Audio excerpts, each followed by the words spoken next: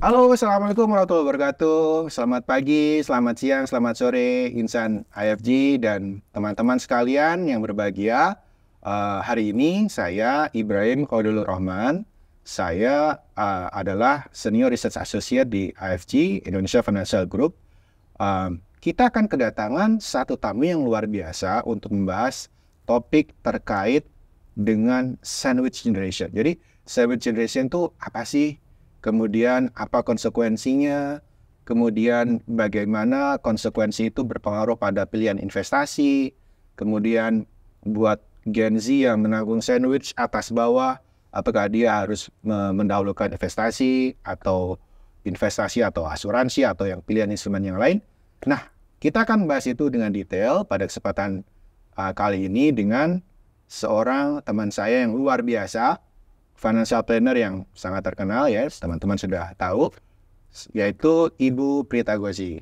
Halo Bu Prita, apa kabar? Halo, tapi karena aku bukan ibu, jadi aku panggil dia Ibra dan kamu panggil aku Prita. Oh iya, manggilnya Prita aja ya.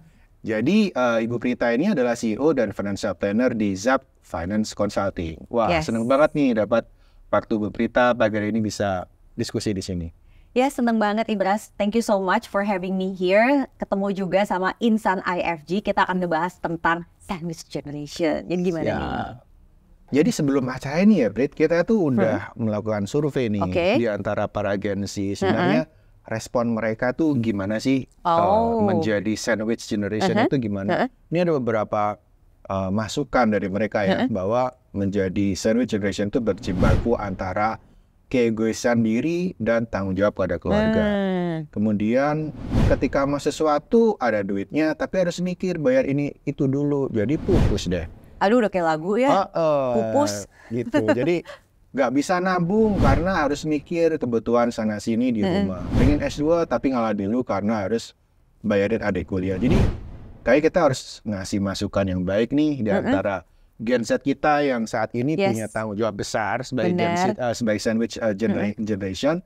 Nantinya harus gimana untuk bijaksana mengelola Karena kita keuangan. peduli banget sama Insan IFG, terutama yang mengalami kondisi sebagai generasi sandwich. Ya, jadi kalau menurut Prita sendiri, sebenarnya fenomena sandwich generation untuk Gen Z itu saat ini gimana sih? Jadi pertama ini kan banyak banget ya yang suka viral dan terus ngomong, oh gue sandwich generation nih gitu ya. Pertama kita mesti set aside dulu nih, kemudian kita lihat lagi apa sih sebenarnya sandwich generation. Jadi generasi sandwich atau sandwich generation itu kan seperti roti lapis. Yang namanya roti lapis itu wajarnya ada tangkup atas dan tangkup bawah. Nah, dia kejepit di tengah-tengah.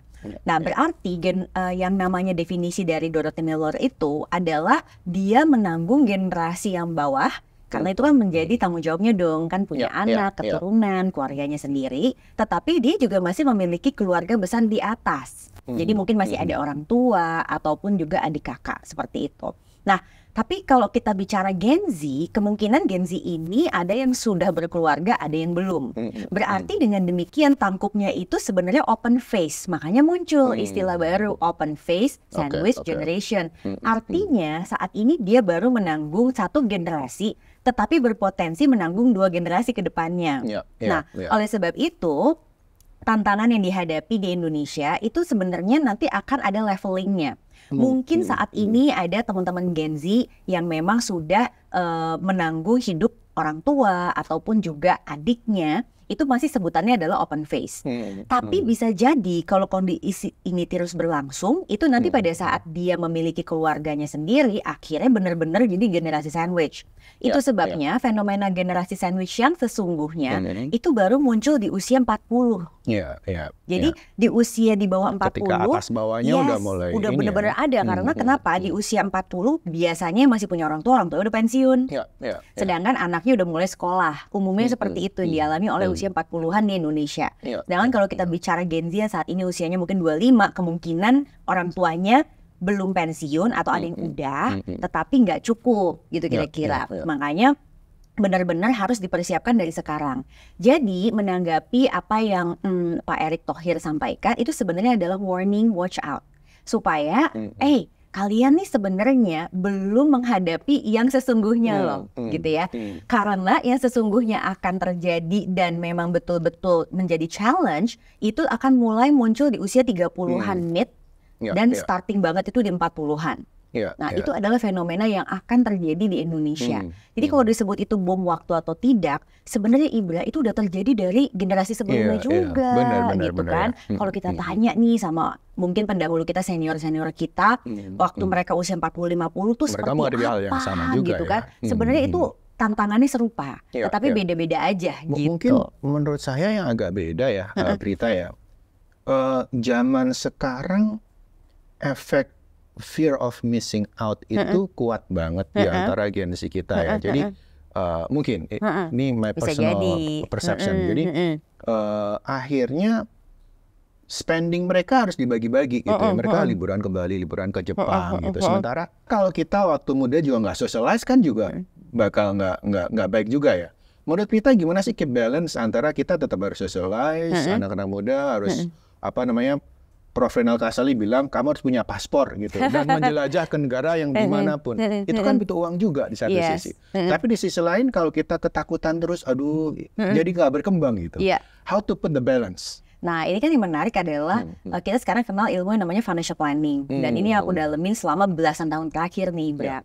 Aku sendiri baru tahu ilmu ini sebenarnya pada saat kuliah di Australia. Dulu nggak ngerti gitu. Cuma mungkin kan kita taunya ya ada budgeting lah, ada ini ada itu, tetapi nggak tahu persis. Oh ini ada ilmunya ya, nggak cuman berdasarkan perasaan aja gitu kan.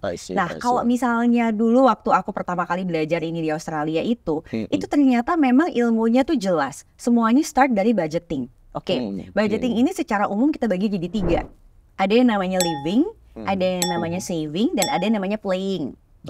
Living itu sifatnya adalah sebuah kebutuhan yang memang harus kita penuhi untuk kita bisa bertahan hidup. Sedangkan playing itu adalah hal-hal yang mungkin kita inginkan atau bisa jadi desire kita juga, gitu kan. Nah ini kalau dibagi nih 50 untuk living, 20 untuk playing, berarti sebenarnya total kita punya expenses sampai 70. Nah sisanya ada 30 kan, sisanya ada saving ini. Ya sayangnya yang terjadi itu kebanyakan adalah banyak orang yang hidup itu hanya untuk hari ini. Jadi semuanya itu akhirnya 70-nya tadi itu plus yang harus sejatahnya saving dia pakai semua nih untuk sekarang. Itu yang berbahaya. Nah sekarang kan harus kita lihat lagi nih. Dan gimana cara membalance-nya? Pertama adalah menyadari kemampuan finansial kita masing-masing. Karena setiap orang itu kan sumber rezekinya beda, level of income-nya lain ya. Maka kita harus mampu menyesuaikan antara level of income kita dengan berapa pengeluaran kita. Tadi aku udah bilang 50% of our income, 50% dari penghasilan kita. Cukup atau tidak, itu bisa variasi jawabannya. And then kita boleh nih nambah 20% playing kita itu terhadap income. Jadi artinya kalau saat ini nih Gen Z ada yang penghasilannya, aku biar gampang ya 10 juta gitu ya per bulan ya. Berarti dia tuh punya jatah sampai dengan 5 juta rupiah untuk living. Dia punya jatah sampai dengan 2 juta rupiah untuk playing, artinya 7. Nah jadi membalance between kesenangan dan juga kebutuhan itu sebenarnya di 7 itu. Karena yang 3-nya ini itu benar-benar harus dia sisihkan untuk saving. Nah saving ini nggak cuman menabung biasa. Tetapi ada dana darurat di situ untuk hal-hal yang sifatnya tak terduga. Kemudian ada yang sifatnya kita mau nabung untuk big purchases seperti rumah atau kendaraan atau naik haji misalnya. Dan ada yang terakhir adalah investment. Investment ini nanti arahnya sebenarnya baru kita pakai mungkin 20-25 tahun lagi karena kita bicara retirement. So everyone bisa membalance dirinya mereka sesuai dengan itu. Sebenarnya logikanya begitu. Nah yang menarik kan tadi Ibra sempat ngomong ya soal fenomena yang social media dan lain-lain, fear of missing out. Nah ini yang menarik, kenapa? Karena marketing ini, ingat gak sih dulu kan kita dapat pelajaran manajemen pasar, kamu dapat nggak? Enggak dapat. Oh kamu nggak dapat? Aku kan ekonom. Kamu ekonom sih ya. Tapi bacalah. Baca dong pasti. Nah ada ilmu marketing yang bilang bahwa kita menciptakan needs, wants, and desire. Nah, memang efek dari media sosial ini itu penciptaan desire-nya tuh jadi tinggi banget. Itu yang membedakan kita dengan generasi-generasi mungkin baby boomers ataupun Gen X. Nah dulu itu kayak nggak kebayang nih, oh lihat Aurora gitu, Aurora yang itu kan fenomena Aurora gitu. Tahu Aurora juga enggak, taunya princess gitu kan yang Disney gitu. Tapi terus gara-gara sekarang dengan sosial media, ada Aurora jadi pengen, ada ini jadi pengen, ada makanan ini, bayangin ya, ibuku aja itu gara-gara lihat di WhatsApp group gitu ya, ada makanan ini loh di Cirebon, ada makanan ini, yang tadinya nggak tahu jadi penasaran pengen tahu. Artinya kan yang tadinya itu bukan needs, itu jadi kayak needs gitu loh, bener nggak? Nah itu sebenarnya challenge terbesar dari Gen Z dan mungkin milenial juga sih, gitu. Dan menariknya gini ya, kalau kita ngelihat Maslow hierarchy of needs, itu kan paling atas self-esteem ya. Cuman aku ngerasa kayak Gen Z itu kadang-kadang loncat ke atas sebelum bawah dan tengahnya mereka cukupi gitu. Jadi ini ada satu riset menarik kemarin yang kita sedang jalankan ya, bahwa di pasar saham kita itu transaksi retail itu makin meningkat. Dan yang bawah itu Gen Z. Pada saat yang sama peer-to-peer lending juga meningkat. Jadi kita takutnya tuh ada asosiasi bahwa mereka financing untuk masuk di saham, which is more like maybe belum kebutuhan sekarang mungkin ya. Dari pay later gitu. Jadi dari satu resiko ke resiko yang lain gitu. Nah, ini sesuatu yang mengkhawatirkan nggak sih? The fact bahwa dengan pressure, peer pressure, social media pressure, orang mementingkan self esteem ya. Tadi yang kita bilang tiba-tiba ke Norway lihat blue sky atau semua ke Istanbul gitu. Menurut Prita gimana? I think self discipline is the most important thing ya, bahwa of course pasti dong, karena gini, semua itu butuh proses. Sayangnya dengan social media itu tadi kadang kita melupakan proses tersebut. Kenapa? Karena melihat misalnya Prita Gozi gitu ya pergi ke Jepang gitu, aku juga pengen kayak Mbak Prita. Ya umur aku berapa gitu kan. I've been through berapa puluh tahun gitu atau belasan punya income, aku udah allocate dan lain-lain sehingga sekarang aku bisa menikmati. So if you are now still in your 20s then you want to be atau experiencing things exactly the same like me, itu kan menjadi challenge gitu kan. Bener nggak? Nah itu yang kadang men-trigger orang untuk mencari cuan lebih cepat. Bisa jadi mencari cuan lebih cepatnya itu adalah jalannya dengan masuk ke misalnya kayak tadi tuh trading saham tanpa ilmu yang jelas. Ini aku makanya disclaimer ya, tanpa ilmu yang jelas. Jadi yang targetnya adalah cuan. Sayangnya karena mungkin baru fresh graduate atau mungkin baru bekerja beberapa tahun, penghasilannya mungkin di level masih berapa, kemudian juga udah susah ngebagi-bagi, akhirnya mencari cuan cepat itu dengan bantuan margin lending kan, jadi kayak gitu kan. Jadi bahasa yang tadi Ibra bilang tuh kan sebenarnya margin tadi lending itu. Nah, bahayanya dari margin lending tadi adalah pengembalian pinjaman tersebut sesuatu hal yang pasti, tetapi cuannya tidak pasti. Itu kan yang jadi ngeri nih gitu kan. So kalau Ibra bilang itu ngeri nggak sih? Ya ngeri banget gitu, karena yang di sini yang menuntut untuk mau dibayar, yang di sini belum tentu dapat gitu kan. Kalau sampai ini terjadi, udahlah kita boncos, ke Jepang pun nggak dapat gitu kan. Terus lebih stres lagi Ibra, dan nanti healingnya kemana? Ke Jogja deh. Nah gitu deh, kan jadi bawaannya jadi nggak habis-habis kan, bener nggak? Nah aku tuh juga jadi penasaran nih Ibra, karena kan kemarin aku sempat dengar nih waktu kamu sempat share ya bahwa ini ada fenomena-fenomena yang terjadi nih di Gen Z sekarang. Terus kita juga mengadakan penelitian, kita dalam hal ini IFG kan. Boleh di-share nggak sih sebenarnya hasil penelitian yang kalian lakukan tuh apa saja? Jadi IFG itu sekalian perkenalan ya, IFG itu kan holdingnya BUMN untuk bidang asuransi, penjaminan, dan capital market. Jadi kalau kita tahunya Bahana, mungkin dulu kalau di FX lebih terkenalnya Bahana kali ya. Nah, kita menjadi holding untuk asuransi umum, asuransi jiwa, yang semuanya milik pemerintah. Gitu. Misalnya kalau dulu pernah mungkin dengar Jasindo, Askrindo, Jamkrindo, kemudian Jasara Harja, itu semua kita incorporate dalam satu kebijakan holding. Nah, di dalam IFG itu kita punya think tank yang namanya IFG Progress, di mana kita melakukan banyak penelitian. Nah, salah satu yang menarik adalah bahwa kita melakukan penelitian untuk mimik penelitian sama dari OJK. Sebenarnya respon dari Gen Z, generasi muda itu terhadap instrumen investasi, aset itu bagaimana sih gitu. Nah, menariknya gini, Brit. Sebagian besar mereka tahu bahwa aset kelas itu macam-macam ya. Kan ada tabungan, ada saham, ada deposito, obligasi, and so forth and so on. Sampai yang resikonya tinggi, ada kripto, ada apa gitu. Nah, kebetulan kita tuh yang di tengah nih, pension dan insurance. Nah, itu dua jenis aset atau tipe aset ya, yang mereka paling distant gitu. Dibandingkan dengan yang lain. Tabungan jelas ya, saham apalagi reksadana. Nah, itu yang kemudian menimbulkan sebuah kekhawatiran sih. Karena kita tahu bahwa sekarang kita, orang bilang kita punya demographic dividen, tapi kan 2045 yang ya kita usia udah berapa 2045? Anak-anak yang sekarang 20 plus 20 tahun mereka harus settle gitu. Nah, karena itu riset-riset kita fokusnya di arena di mana terdapat gap yang luar biasa terhadap pemahaman masyarakat, terutama di dua instrumen aset tadi, instrumen investasi tadi, yaitu asuransi dan dana pensiun. Nah, kalau kita lihat salah satunya adalah menurut saya atau menurut kami, orang Indonesia itu nggak mau rugi. Nggak mau rugi, pokoknya mumpung gitu ya, mumpungan gitu.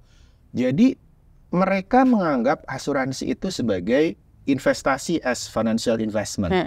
Jadi mereka mengukur ya, return baliknya apa nih, kalau nggak punya return balik, mereka jadi nggak percaya gitu ya. Dan itu kemudian direspon oleh perusahaan-perusahaan asuransi yang menawarkan return yang tinggi tanpa memperhatikan kemampuan mereka dalam membayar. Jadi tunggu dulu, kok bisa memberikan return yang tinggi itu dari mana? Karena kan kita ada unit link misalnya, ya kan. Jadi itu kan yang jembatan utama, terutama orang ngerti. Asuransi itu kan awalnya unit link ya, perusahaan-perusahaan asuransi besar, kita nggak perlu sebut namanya, mereka kan banyak menawarkan unit link, separuh investasi, separuh proteksi. Nah, kalau kita lihat di country comparisons, biasanya akan ada suatu asosiasi bahwa semakin tinggi literasi orang, mereka akan ngerti bahwa insurance adalah risk mitigation dan balik ke fungsi tradisional, yaitu proteksi. Nah, di kita itu belum begitu dapat gitu. Jadi orang mikirnya nanti investasinya gimana ya gitu. Yang dihitung tuh aspek investasinya. Mereka tidak berpikir bahwa ketika dia sakit dan di hospital tanpa berpikir itu sebuah kenikmatan gitu, ya kan?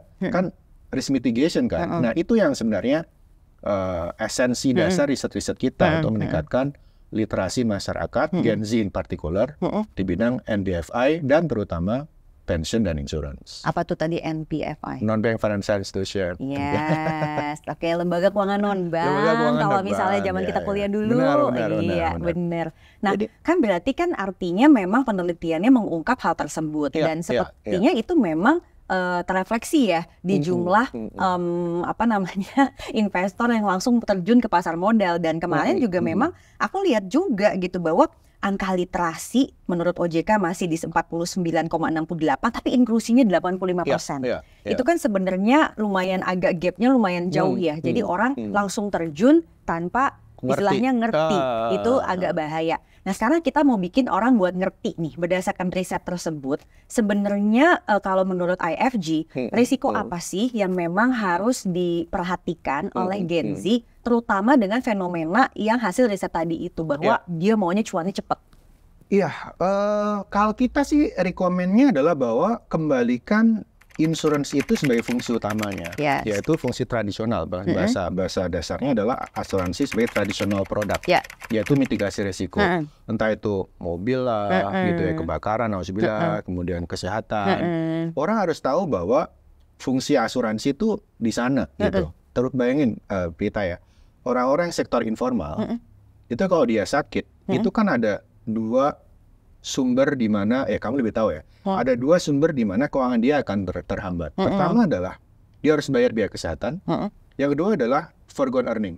Dia nggak bisa ke pasar, dia nggak bisa jualan gitu kan, dia nggak dapat gaji yang setiap bulan dia terima. Nah, at least mereka sadar kalau ada insurance, satu hal bisa dimitigasi, yaitu biaya kesehatannya. Nah, kayak gini tuh masih terrefleksikan dalam pemahaman gitu ya. Nah, solusinya apa ya? Kalau kamu mau instrumen investasi jangan ke asuransi, gitu, ke yang lain. Yang tadi Prita juga jelaskan, entah dia masuk ke capital market kah, saham reksadana kah, atau ke obligasi dengan pemahaman yang mencukupi. Dan sekali lagi mengembalikan fungsi asuransi sebagai risk mitigation. Yes, gitu. bener banget. Jadi memang kita tuh bener-bener harus misahin kan, ada dua fungsi nih gitu ya. Nah ini kebetulan di Zap Finance juga aku tuh dari dulu tuh bikin satu konsep yang kita sebutnya Zapfin. Zapfin ini konsepnya adalah ada zakat, assurance, present consumption, future spending, investment. Nah, assurance ini itu adalah fondasi yang di bawah. Fondasi di bawah ini isinya adalah dana darurat dan asuransi. Itu karena dua hal yang berbeda, Indra. Kenapa? Karena dana darurat ini dia bisa dipakai untuk apapun, sedangkan kalau asuransi itu dia menggantikan klaim terhadap resiko tertentu, benar nggak? Yes. Jadi artinya ada hal-hal yang mungkin resikonya nggak sempat kepikiran nih, dan produknya mungkin belum ada, maka itu pakai dana darurat. That's why itu kan saling melengkapi. Tapi ingat, investment and future spending itu dua hal yang terpisah. Kenapa? Karena future spending itu yang tadi aku bilang, mau beli pembelian besar lah, atau misalnya dia punya suatu keinginan, itu kan memang kita berusaha memenuhi. Dan ingat ada investment, ya kan rahasia terbesar kita itu kan sebenarnya usia kita nggak tahu sampai kapan, bener nggak? That's why very important punya dana pensiun tuh kapan-kapan mungkin kita bisa ngobrol tentang itu. Nah itu yang harus dipisahkan tuh antara future spending dengan investment for our own masa depan. Nah mungkin kita pengen tanya juga ya, jadi penasaran nih sama Insan IFG, kalau menurut kalian nih para Gen Z, itu kalian ngeduluin mana sih kalau kalian punya uang? Apakah kalian beli duluan asuransi atau kalian langsung masuk ke investasi? Tulisin di kolom komen. Tulis di kolom komen ya. Yes, nah aku sekarang mau kasih tahu sebenarnya harusnya gimana. Kalau berdasarkan fondasi tadi itu basically kita tuh perlu ngeduluin si assurance-nya dulu tuh, Iba. Benar nggak? Setuju banget. Dan itu nyambung dengan hasil riset IFG kan? Yes. So, kenapa? Karena kita tuh perlu punya fondasi keuangan yang kuat. Jadi memang dana darurat dan asuransi itu perlu ada. Then pada saat kita membangun si tabungan, investasi maupun retirement planning kita itu lebih kokoh karena dia bentuknya tiang. Kan kebayang ya kalau misalnya nanti ada angin, tiangnya juga roboh, fondasinya tetap ada. Ya nggak sih? Aku jujurnya nggak nyangka loh. Gimana riset-riset makro kita tuh kok konsisten banget sama yang Prita lakukan sih. Misalnya gini, di makro tuh hasilnya juga sama. Jadi kalau kita lihat datanya ya, aset dari asuransi dan dana pensiun di Indonesia itu cuma 12%. Which is very very low kalau dibandingkan dengan India, even India ya. India yang banyak banget orang itu. Kemudian, of course, dibandingkan Malaysia, Singapura itu udah tinggi banget ya. Malaysia itu hampir 80%. Aset dari dana keuangan itu ke asuransi dan dana pensiun. Jadi memang tergambar di sini betapa orang Indonesia belum prioritas untuk masuk ke yang tadi Kak Prita bilang basic foundation dari financial. Jadi kalau kita tarik makronya juga sama. Jadi preminya asuransi kita per PDB itu berapa? Prita mau menebak nggak berapa? Di bawah 10%? Exactly berapa? Di bawah 5%? Di bawah 5%, bener. Ini luar biasa loh, financial planner bisa nebak. Only 2% bayangin. Yes. Jadi itu tanggung jawab dari kita semua untuk kayak menyadarkan ya, ini fungsi yang kalau nggak digenjot dari atas bawah, kiri kanan dan seluruh ekosistem, kita bakal gini-gini terus nih sampai nanti Prita jadi direktur di BUMN mana gitu next time. Kayak nggak jadi nih namanya maturity of our financial sector. Menurut saya sih begitu. Nah kalau tadi ya berdasarkan hasil research, kemudian kan tadi Ibra juga udah sempat mention tentang macroeconomics-nya gitu kan, berarti kita kesimpulannya adalah ini crucial banget nih untuk memahami bahwa pertama proteksi dan investasi itu memang dua hal yang terpisah. Dua-duanya sama-sama penting. Tapi pada saat kita ditanya mungkin apa duluan nih dengan dana yang terbatas, maka memang penting untuk kita bangun si fondasinya dulu, which is dalam hal ini adalah si proteksi.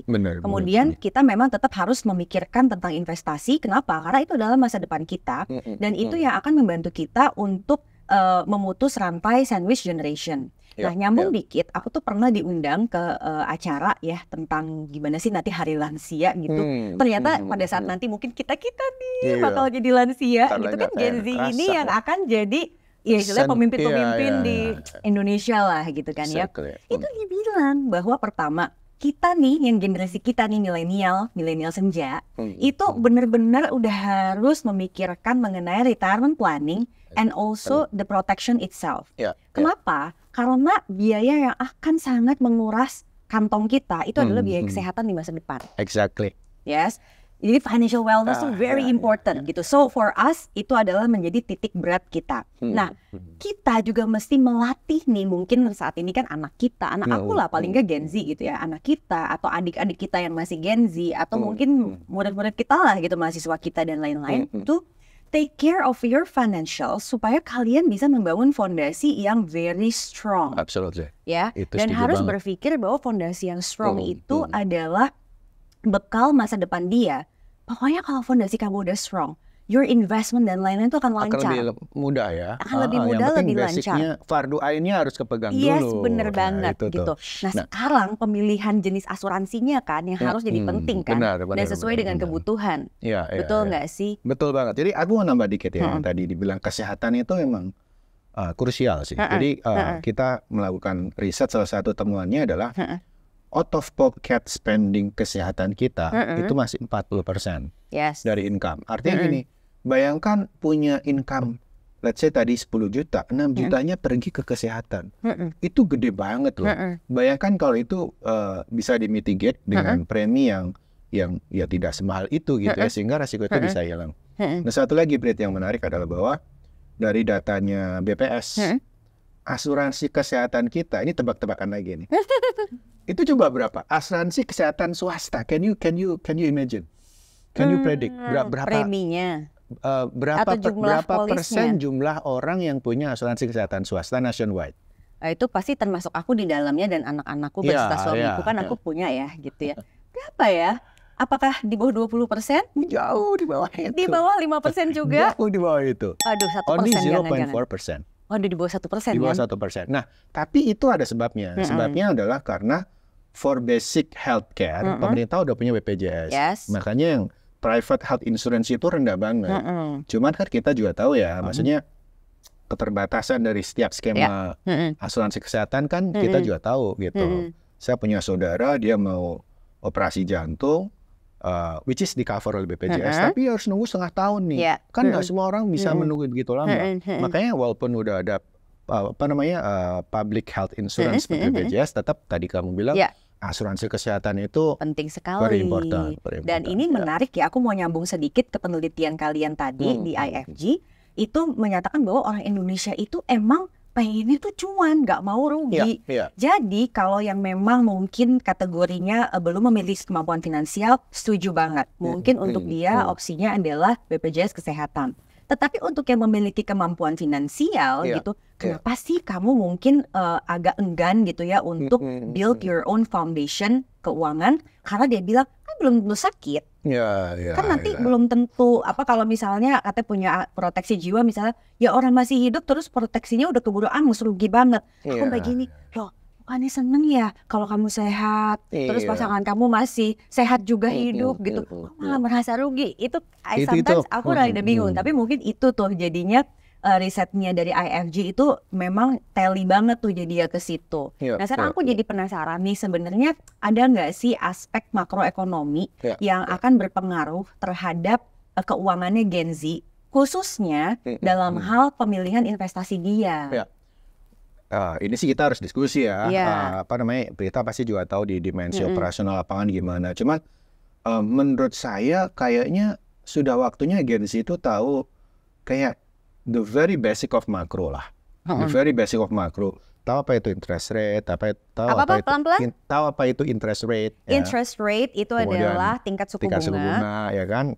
Itu kan Pak Peri tiap bulan naikin, turunin. Pak Peri itu Gubernur Bank Indonesia. Gubernur Bank Indonesia. Kemudian ada inflasi. Tingkat inflasi itu kan salari kita akan selalu dihadapkan dengan berapa tinggi inflasi ke depan gitu kan. Inflasi, interest rate, dan pertumbuhan ekonomi. Pertumbuhan ekonomi, jadi, itu ngukurnya gimana? Pertumbuhan ekonomi kan kita mengukur dengan berapa output perekonomian bertumbuh antar waktu. Tugasnya BPS lah ya. Betul. Mereka akan mengukur. Nah, kenapa itu penting? Karena at least 3 indikator ini, kalau Gen Z tahu, itu akan nge-lead to the direction to put their money. on gitu. Jadi misalnya inflasi kan ya kita tahu lah kalau dia cenderung naik berarti ya nilai aset kita kalau tidak ditaruh di return yang tepat secara relatif akan turun sebenarnya walaupun secara nominal dia naik. Interest rate juga sama. Interest rate itu kita at least tahu lah kalau the Fed ya bank sentralnya Amerika naikin itu dampaknya apa sih buat Indonesia gitu. Berarti akan ada beda tingkat suku bunga jadi kapitalnya akan naik ke Amerika, larinya kita akan kursnya akan berubah. Jadi yang hal-hal dasar itu Gensi mestinya tahu ya, nggak harus yang complicated yang overly complicated untuk analisis, tapi di 4 atau 3 interest rate, inflasi, pertumbuhan ekonomi dan nilai tukar itu akan mendorong wise decision making ketika dia melakukan any type of investment yang mereka mau invest. Berarti kalau gitu apa yang sudah saya lakukan selama ini berarti di-approve nih sama Pak Ibra dan IFG. Kenapa? Karena saya setiap datang ke acara seminar atau apapun gitu ya, terutama yang masih mahasiswa, itu saya selalu bilang, kamu tuh mesti ngerti literasi keuangan. Pertanyaannya literasi keuangan itu apa gitu kan ya. Nah aku selalu bilang, you have to know 3 things, saya bilang gitu. 1, kamu mesti ngerti konsep inflasi. Yang kedua, kamu mesti ngerti adanya konsep compounding return. Ya, berarti kan harus ngerti interest rate dan lain-lain itu kan. Dan yang terakhir jadinya ngerti how to diversify. Karena tadi kan ada kondisi perekonomian dan lain-lain, itu pasti akan berpengaruh terhadap decision making kita. Tahu nggak yang menarik apa? Waktu saya berbicara tentang compounding return, pertanyaan saya very simple. Kalau kamu sekarang punya uang 5 juta dan kamu taruh di bank yang tabungannya memberikan hasil 2% per tahun misalnya. Dan 3 tahun lagi, kira-kira uang kamu jadi berapa? Tetap 5 juta, oke, under 5 juta, atau di atas 5,1 juta. Itu aja banyak yang bingung. Apa ya? Bahkan saya pernah nambahin lagi sampai dengan 6 juta. Ada yang jawab 6 juta. Artinya konsep compounding return of investment atau saving itu aja belum dapat gitu kan. Nah berarti di sini nih pentingnya banget insan IFG semua, siapapun kita, berapapun usia kita, itu memang mesti mau nggak mau ngerti tentang macroeconomics. Nah untuk bisa ngerti tentang macroeconomics ya sebenarnya kan banyak caranya. Ibra bisa kasih tahu nggak? Jadi salah satunya kita akan mengadakan suatu acara yang disebut dengan the second IFG International Conference. Kenapa disebut the second ya? Karena kita yang kedua kalinya. Nah, acara ini sebenarnya ditujukan untuk memberikan pemahaman tentang fokusnya di asuransi dan dana pensiun, tapi akan memberikan banyak nuansa nih. Gimana pengaruh makro, kita tahu ada VUCA, ada vulnerability, kemudian uncertainty, complexity, ambiguity, itu kita bahas untuk ngerti arahnya itu kemana, dampaknya kemana di industri keuangan, perbankan, dan non-perbankan. Nah, itu hal pertama yang kita akan bahas. Nah, kedua, kita juga akan membahas karena gini, Prit, literasi itu sebenarnya bukan hanya problem di masyarakat.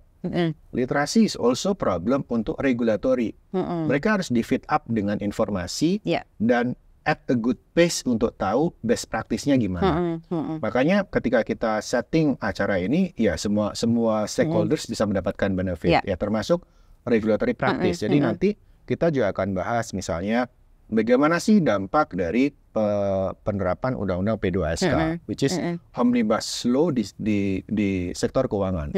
Salah satu yang menarik kan, kalau perbankan punya LPS ya, bahwa tabungan kita up to 2M akan dijamin oleh LPS. Jadi jangan takut untuk menabung. Nah sayangnya kalau Ibu Titi Pusto udah ngenalin tabungan dari tahun 80-an kan. Aduh, umur kamu ketahuan loh sama semua insan IFG. Kan kita coba Prita bisa jago nyanyi kan? Enggak. Yang Bang Bing Bung Dio kita nabung ya itu ya. Itu kan dari tahun 80-an kita udah kenal nabung, tapi asuransi kan nggak ada yang kenalin gitu. Jadi pelan-pelan kita kenalin nih. Nah, salah satunya buat masyarakat juga tahu, buat regulatory practice juga tahu, seperti tadi saya bilang, nantinya mulai tahun 2025 asuransi ini juga akan ditanggung oleh LPS. Preminya akan ditanggung. Tentu ada pemilahan yang mana ditanggung, mana yang enggak. Itu juga akan diberikan satu public literasi ke masyarakat. Kemudian kita juga akan membahas misalnya, mungkin agak teknikal, ada undang-undang peraturan OJK tentang IFRS 17 ya, bahwa pencatatan dari industri asuransi nggak boleh kayak dulu ya pendapatan tahun ini diaku semua tahun ini, padahal tanggung jawabnya di beberapa tahun ke depan. Dia harus di spread revenue-nya, gitu-gitu. Jadi apa namanya, perusahaan, regulatori, masyarakat akan mendapatkan exposure terhadap state of the art dari industri ini. Nah, kita juga akan membahas yang menarik juga tentang digitalisasi nih kita. Jadi digitalisasi itu kan kalau di perbankan kayak speed up proses gitu ya. Orang punya akun, terus punya Livin, punya BCA digital atau punya any type of digitalisasi gitu. Nah, di asuransi itu kayak mentok-mentok gitu loh, Brit. Karena apa? Karena orang trust-nya aja belum ada. Jadi ketika digitalisasi coming into insurance agak lambat tuh dibanding perbankan yang melesat, itu kita agak melambat. Nah, aspek-aspek itu yang kita akan bahas di next. Terus kalau mereka mau ikut gimana caranya?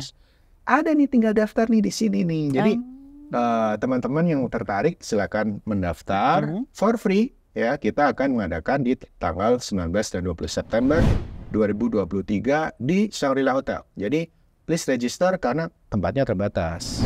Gitu. Wow, itu pasti nggak boleh dilewatin sama insan IFG, terutama Gen Z, milenial senja, maupun milenial yang masih baru, semuanya pokoknya harus ikutan. Nah, aku tuh jadi pengen banget ya kasih closing terakhir nih buat yang udah nonton sampai di akhir. Aku cuma punya 3 tips sih untuk teman-teman Gen Z terutama yang mungkin saat ini adalah generasi sandwich atau calon generasi sandwich. Pertama, menurut aku yang perlu kita lakukan adalah menerima, accept. Ya, karena kalau kita denial dan kita akan tidak mau melakukan berbagai hal untuk memperbaiki kondisi dan keuangan kita. So just accept dan bersyukur bahwa kita punya kemampuan untuk bisa melalui itu semua. Second, masuk ke ilmunya, yaitu budgeting. Ingat ada living, saving, playing, maka pastikan kita memang mampu mengelola itu semua sesuai dengan kemampuan finansial. Terakhir, pastikan kita punya SIP, saving, investing, protection. Wow, mantap, mantap. Karena kalau kita punya 3 hal itu, savings dalam bentuk dana darurat, investment bisa di pasar modal atau lembaga keuangan lainnya, produk-produk lembaga keuangan lainnya, ataupun yang diterbitkan pemerintah, dan protection yang memang kita butuhin banget, biasanya kita akan membutuhkan untuk jiwa, kesehatan, dan kalau kita punya aset-aset penting, maka keseluruhan dari kesehatan keuangan kita insya Allah akan terjamin. Amin. Oke. Kalau dari saya sama sih ya. Aku pengen ngambil yang tadi Prita bilang di depannya. Jadi Gen Z juga harus sadar bahwa fenomena sandwich generation itu bukan dominasi kita yang sekarang. It had happened before. Almost forever lah ya. Bahkan studinya tahun 80-an konsep itu udah ada gitu. Artinya tanggung jawab itu beneran harus dilakukan dengan itu tadi, dengan acceptance dan dengan sedikit demi sedikit menambah ilmunya sehingga kita bisa secara bijaksana bisa mengatur pengelolaan dana. Nah, satu lagi nih berita yang ingin aku konklusikan ya, bahwa secara umum manusia itu memang terbagi menjadi 3 kan. Nah, kalau di agama menjadi 4. Imam Ghazali ya. Orang yang tahu kalau dia tahu, orang yang tahu kalau dia tidak tahu, itu loh ya, ingat ya. Nah, kalau di finance kan ada 3 ya. Pertama adalah orang-orang yang memang risk taker. Ya, kemudian yang kedua ada orang-orang yang risk netral dan orang-orang yang risk averse. Artinya apa? Emang faktanya orang itu ada yang risk taker. Dan itu tidak bisa dengan lu nggak boleh main kripto, lu nggak boleh main saham, lu nggak boleh main ini, karena emang nature-nya dia ya. Secara teori nature-nya dia adalah dia memang suka sesuatu yang tidak pasti. Dia daripada yang pasti. Nah, caranya gimana? Itu tadi dengan memitigasi kemungkinan resiko itu tadi ya. Sehingga kalaupun kita masuk ke instrumen keuangan yang resikonya tinggi, kita udah tahu resikonya, udah tahu ilmunya.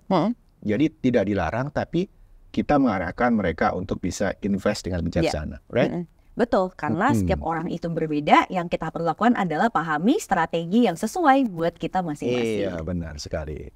Iya, sebenarnya kita pengen ngobrol panjang, tapi karena waktu juga yang terbatas, kita harus cukupi acara kita pada pagi hari ini. Komen ya di bawah ya, kalau pengen edisi yang baru, komen, nanti kita akan bikin edisi selanjutnya dengan topik lain yang menarik. Baik, terima kasih semuanya, kita tutup acara kita. Assalamualaikum warahmatullahi wabarakatuh. Salam Power to Progress.